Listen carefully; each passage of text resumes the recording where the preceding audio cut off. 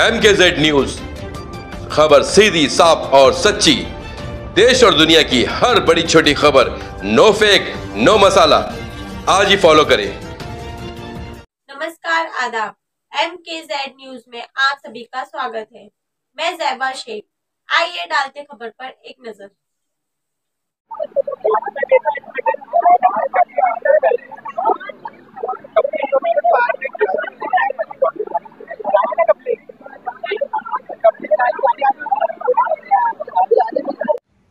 मुंबई में लगातार हो रही बारिश के कारण जनजीवन बुरी तरह से प्रभावित हुआ है। इसी बीच बिजली सप्लाई कट जाने के कारण मोनोरेल चेंबूर इलाके में हवा में अटक गई।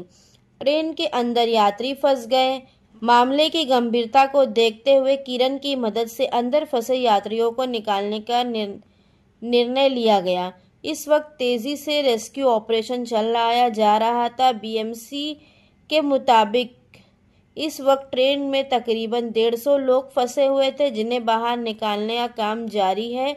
हालांकि एक यात्री ने बताया कि अंदर करीब 500 यात्री फंसे हुए थे। घटना स्थल पर आरसीएफ पुलिस के कई जवान और कई दंगल की गाड़ियां रेस्क्यू के लिए मौजूद थी। गेल्या 5 वाजल्यापासून मी या ट्रेनमध्ये बसलेलो आहे।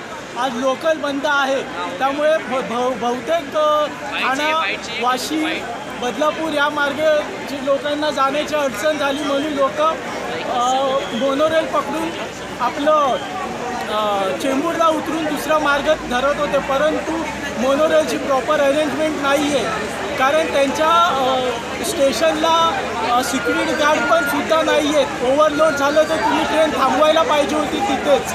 तुम्ही ट्रेन पॅक करून पुढे घेऊन जाता, ह्याला अर्थ नाही आहे।